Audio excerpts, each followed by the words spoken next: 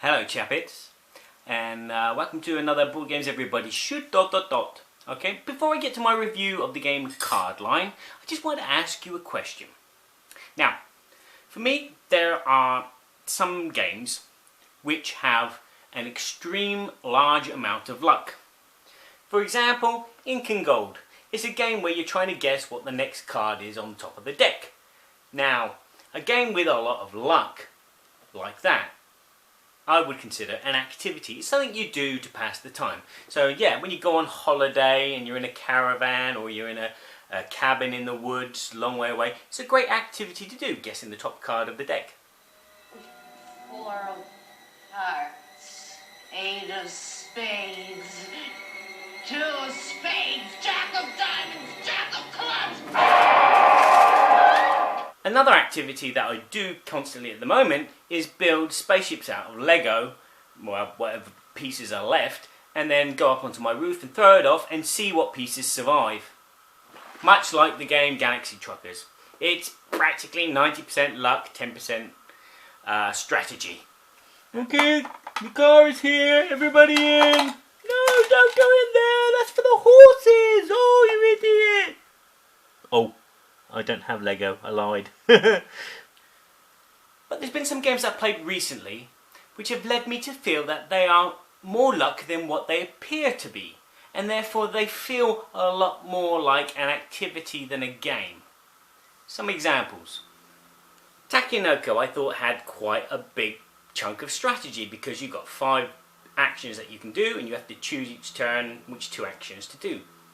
But recently when my 7-year-old daughter won, by just doing nothing but picking up panda cards and fulfilling them, led me to think, she was extremely lucky. She's been unable to repeat this, but it makes you want to ask questions. Another example is Parcheesi, pastiche here. We taught this to some friends, and one of my friends didn't grasp how you could buy paintings. They just kept collecting cards and then to discard because their hand size was too big. And it wasn't until halfway through the game that they asked the question, how'd you buy the paintings? And we had already, everyone else had 2 paintings already before them. Eventually, he understood the game. And guess what?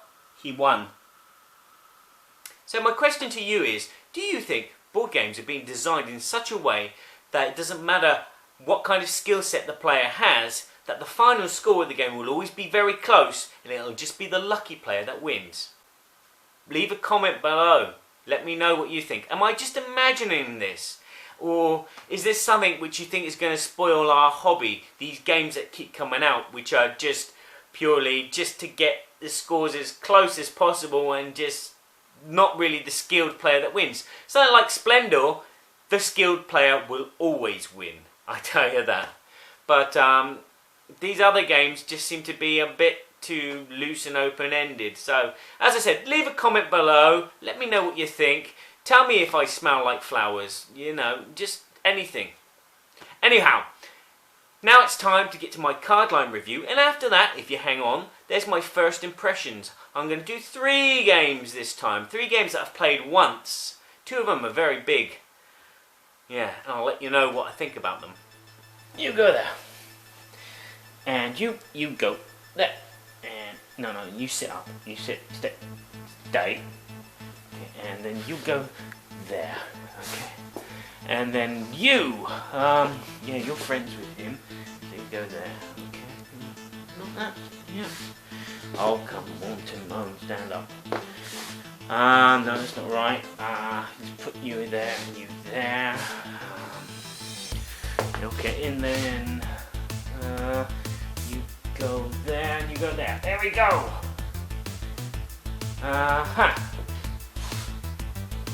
So where do you go?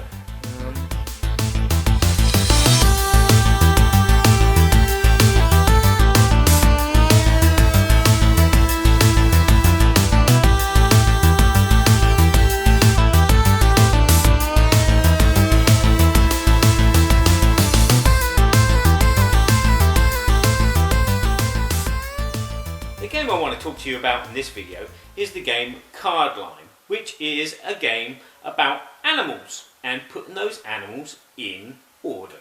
Now, you're saying to yourself, this box, it does look a bit familiar. And here is why.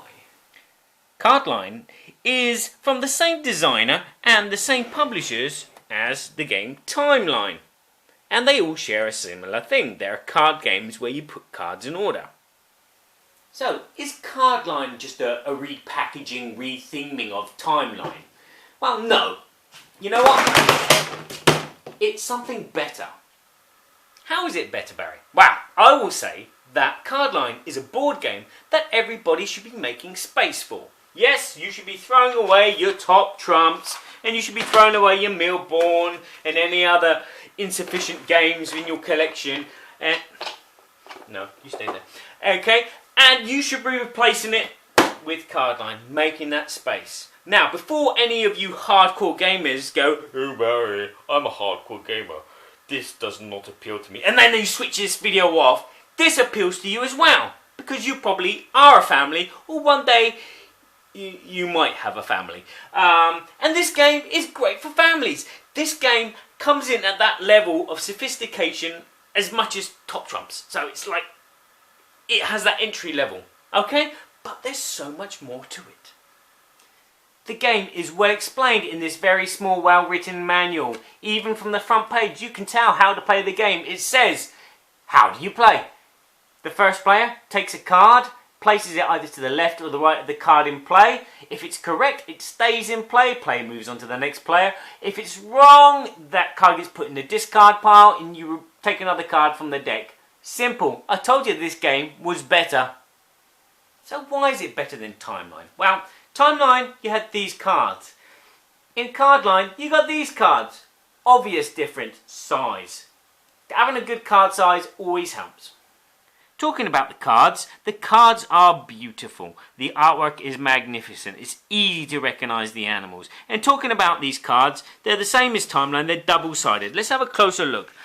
This hippopotamus here, it has its name on it, and it has the scientific name of it. It also has what family it comes from, so like the cow family maybe, or the bird family, or whatever.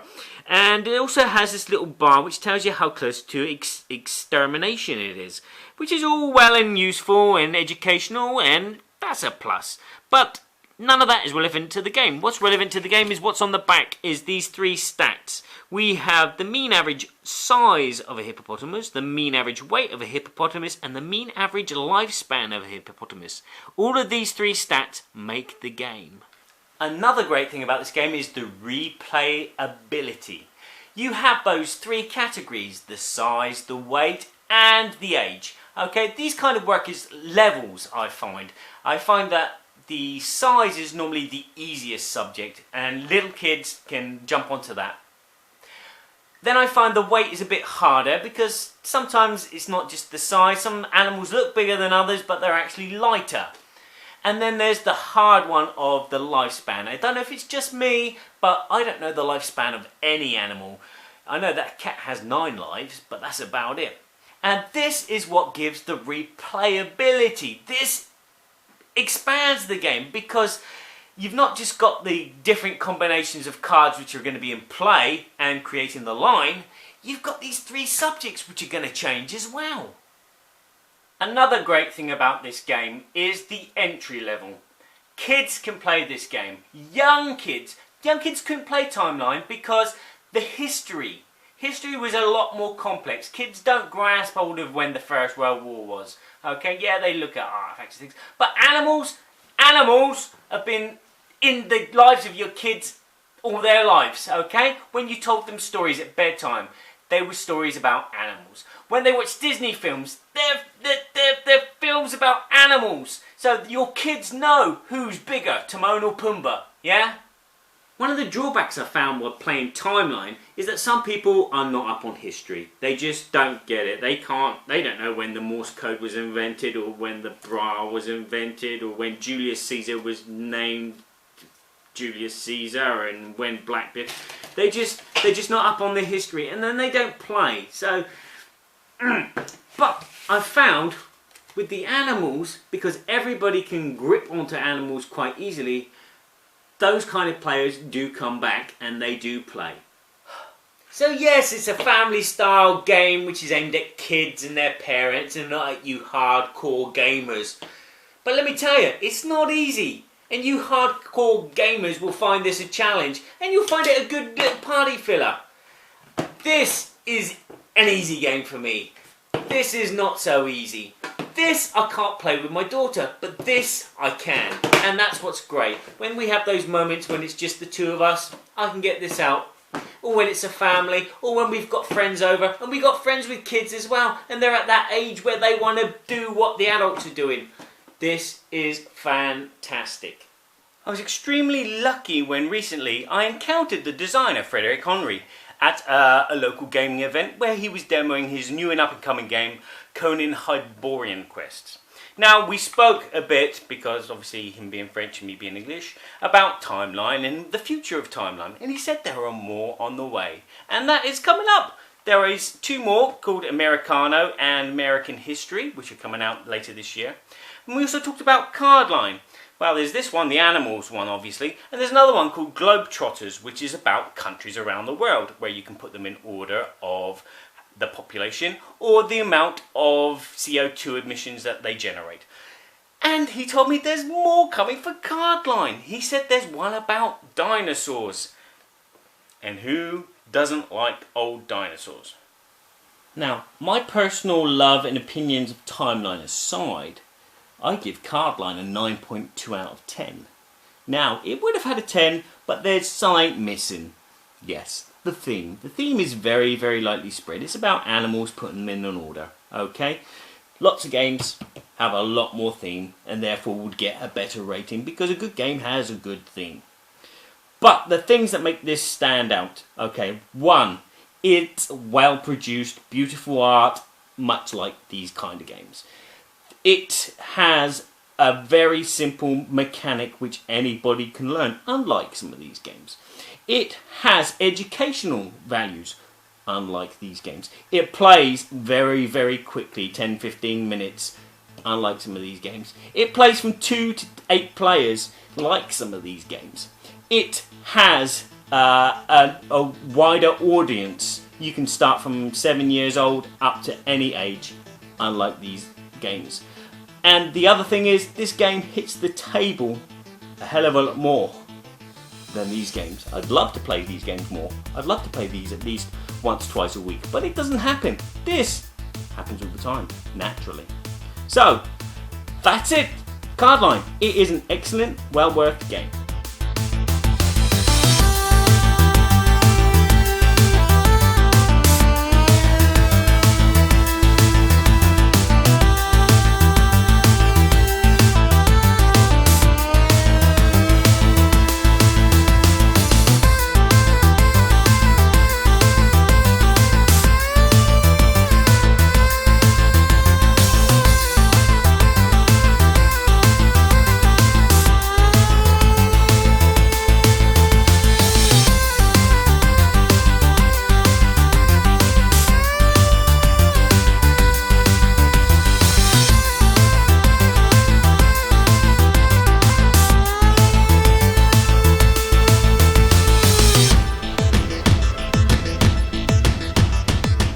So, 3 games that I've played recently. The first one I'm going to start with is the big Kennerspiel des Jahres winner of 2014, and that is Istanbul. Now, after playing Istanbul, I can see why it beat Splendor on this award. It's a pick up and deliver game. Basically, you have some tiles laid out and you can move them around in any order. You have a stack of chips, which is your playing piece, and every time you move 1 or 2 spaces or tiles, and when you finish your movement, you leave one of these chips behind. You do the action, which could be picking up stuff or collecting stuff or buying stuff or gambling, and then on your next turn you move, and there's this nice system of you're not allowed to be on the same space as another player. You can also go and rescue one of your relatives which have been in prison and get them to do a job for you, but other players can get rewards from picking them up. It's a nice game about collecting. The first one to get X amount of gems, and it is beautiful, it is elegant, it is very easy to pick up. There's multiple paths to victory, unlike Splendor, which is there's 2 or 3. But this game, well worth checking out. I don't know if I'd buy it, but I'd definitely play it again. I wouldn't say no. The next game is another game set in the Middle East called Sultaniya. And it's a tile laying game. And you're basically building a palace. Each player has a player board of a character. And on this player board is how they score. So you may have your board saying that you get 6 points for a tower in your palace, 3 points for a garden, while another player's got 6 points for a garden, and then 3 points for an archway, and then the other players have got all different, and then you have some secret agendas, and you're basically building this palace out of 4 layers, and there's 4 piles of tiles, and you can take from any one of those piles, and then you've got to put it together like a nice jigsaw so that the images match. And the lovely thing is, it is like building, because you've got to put them like bricks in a staggered formation, and so the rules of placing those bricks is elementary, my dear Watson. And you can collect these gems, which I loved playing with throughout the whole of the game, which buy these genies, which give you powers which break the rules. It's a nice game, it's beautiful, but the only drawback that I have with the game is I can't see this being a very replayable game. Unlike a lot of other tile laying games, there's infinite possibilities, but this one you're just building the same palace every time, and I can see this one becoming very, very stale very, very quickly in a lot of people's collections. I won't say no to playing it, but I'd definitely say no in regards to buying it. I'm quite happy with Alhambra or Carcassonne or something like that. And the last game that I want to talk about is The Abyss. Now, there's something that I have to say about French game designers. They apparently are the best game designers, the best game designers out there at this time at the moment. Bruno Cathala has outshone himself. He's produced lots of different types of games. Let's talk about Abyss. I'm not here to talk about designers, but The Abyss is simply a card game, and you've got to get your route to victory by picking up cards which let you buy other cards which will eventually buy you these kingdoms. And once you've arrived at buying 7 of the boss cards, the game finishes, you count your scores. Everything is beautiful. The mechanics are wonderful. The way that you can recruit cards into your hand, you can either push your luck by turning the card over, and then you have to offer it to the other players before you can decide if you want to take it or not, or you can take from a pile which is collected over the game. The powers on the cards of the governors that you can buy are really, really character based. So you have politicians, and you have army based, and you have other based, and the powers are they really shine through. So like the military characters, you are really attacking the other players by limiting their hand size, or making them you can kill one of their cards, and it's really, really good. The fantastic artwork by a fantastic graphics designer, unbelievable. The game looks really sinister and sombre, but it's very light, very fun, some nice mechanics. This would probably be one that works into my collection. And would I say no to playing it again? No, I wouldn't say no into playing it again. I would play it again. It's a game which has got multiple paths to victory. We played a 4-player game, and we each tried to do it a different way. There was one that was trying to get lots of kingdoms. There was one that was not trying to get lots of kingdoms at all, not trying to get any kingdoms at all. There was one I was trying to buy military people and just have an attack all the other players all the time. And the other one, I don't know what the hell they were doing. But really good game. There's been a lot of hype about it. Don't believe the hype. It is nice, light, fun, but a good, solid game underneath all that. So there you go, 3 recently new released games which I've played once in my life, which have been all fun, some more than others. Now, a little bonus section I added to this video. I've been inspired by the game The Last Night on Earth, because that game came with a soundtrack CD in it. And for a couple of years I've been working on producing my own soundtrack CD that you can use to listen, well, you can't use, but you can put in the background and play a game over the top, and it will intensify the atmosphere.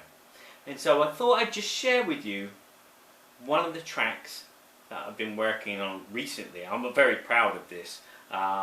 It's going to be a soundtrack CD that you can put on shuffle, and you won't even notice the cuts in the CD, so it will be different every time you listen to it. Woo! Let's take a listen, shall we?